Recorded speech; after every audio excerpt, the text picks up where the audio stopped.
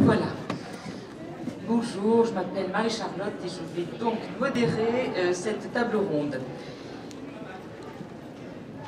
C'est suite à la sortie de ce numéro de La Grande Oreille sur la fantaisie, je vais souffler, qu'en discutant avec Yonette Arnaudin, qui en est la big patronne, nous avons eu l'idée de mettre en place cette table ronde sur la réutilisation des contes. Alors on verra que ce n'est peut-être pas que des contes, dans la fantaisie.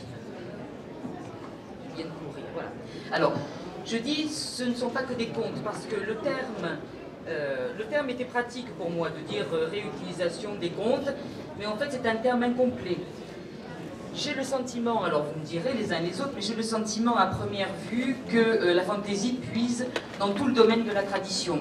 C'est-à-dire aussi bien dans tout ce qui est en tout cas fantastique et merveilleux. Aussi bien le conte merveilleux, aussi bien le conte où les personnages fantastiques, issus plus des mémoras que des contes populaires.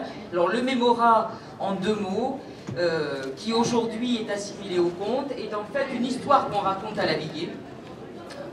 Donc la veillée qui bien sûr n'est pas un lieu de spectacle, mais un lieu d'économie, c'est-à-dire on se rassemble dès que la lumière tombe, et ce depuis le Moyen-Âge, pour pouvoir travailler ensemble et surtout économiser le feu, le bois et la lumière, l'huile, la bougie, voilà.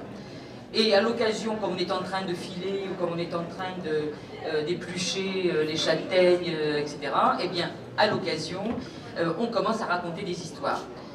Dans ces histoires, il y a des conteurs, qui sont des gens qui vont de ferme en ferme, ou alors tout simplement des dames, des nourrices qui connaissent des histoires. Et puis il y a aussi ces mémoras. Alors ces mémoras, c'est, ben dites donc, Madame Machin à côté, vous savez qu'elle a vu un fantôme. Ah bon, mais si, mais on vous dit, mais la maison est hantée depuis longtemps, etc. Et ce mémora qui au début est localisé, va petit à petit voyager et va devenir une histoire de fantôme tout à fait ordinaire, etc. Voilà, un exemple. Il y en a d'autres. Donc des personnages ou des situations issues de ces mémoras, également issues des légendes. La légende est on va dire un conte, un récit localisé. C'est-à-dire, ça s'est passé ici, ce lieu s'appelle la Pierre du Diable, il a une histoire, il est localisé, ce n'est donc plus un conte, mais une légende. Le conte n'est ni localisé dans le temps, ni localisé dans l'espace, a priori. Donc on pourrait penser que le fait comme ça d'aller puiser des personnages ou des situations dans des récits précédents soit une solution de facilité, mais en fait nous verrons qu'il n'en est rien, en tout cas pour les deux auteurs qui sont à côté de moi, et c'est par vous que je vais commencer les filles. Donc Anne Fakhouri, on peut lire dans votre biographie donc, que vous êtes passionné par Lewis Carroll et les Chevaliers de la Table Ronde, mythe auquel vous avez consacré votre mémoire, puisqu'en fait vous disposez d'une formation tout à fait classique au départ. Vous êtes d'ailleurs professeur de français toujours, actuellement, je mets mes lunettes. Vous publiez votre premier roman en direction des jeunes, Le Clairvoyage, chez La Talente en 2008. En fait c'est un diptyque dont le deuxième volet remportera le Grand Prix de l'Imaginaire, c'est La Brume des Jours. Les deux, alors pour le diptyque, pardon, en 2011, Narcogénèse, là vous bougez un petit peu vers un fantastique encore plus fort avec un thriller où se côtoient donc des personnages contemporains, des sorcières, un très très méchant marchand de sable. Voilà. Clara, l'héroïne donc du Clairvoyage, qui a 12 ans va découvrir que les fées existent et qu'elle possède le don de les entendre. Et j'ai noté un passage qui me plaît beaucoup, qui est très caractéristique. Tu as des yeux sans fond, Clara. Tu as les plus beaux yeux que j'ai jamais vus. Ma marraine appelle ça les yeux sans aventure. Ce sont des yeux très rares. Ce sont des yeux de clairvoyage. Clairvoyance, rectifia Clara malgré elle. Le bon mot est clairvoyance. Clairvoyage. Tu as des yeux prêts à observer les plus belles légendes. Voilà. En lisant ces lignes-là, moi j'étais de l'autre côté du miroir et je voyais un petit Dumpty dire à Alice Non, ou lui dire je suis le maître des mots, je fais ce que les mots, et là effectivement, on peut dire que, voilà, je comprends que tu sois passionné par Lewis Carroll, Anne. Ça se voit, voilà. Vos faits sont proches de la tradition et des croyances, pardon. C'est la clairvoyance, maintenant je fais les croyages.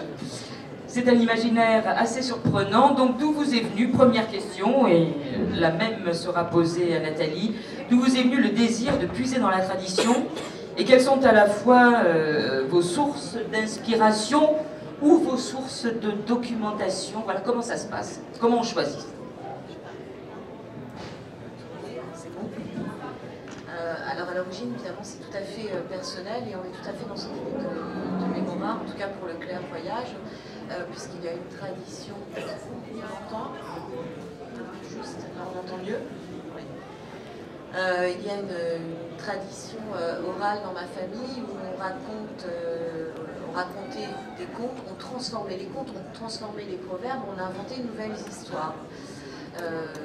La base du clairvoyage, c'est toutes ces histoires que j'ai entendues petites qui mélangeaient à la fois, bien sûr, le puits traditionnel et des histoires plus personnelles, comme ma grand-mère qui avait inventé une prière à la lune quand la lune était en croissant, qu'on devait réciter à la lune, et le lendemain on trouvait des choses merveilleuses dans le jardin, des petites fleurs en papier, des pièces de 10 francs, des bonbons, des violettes en sucre, etc.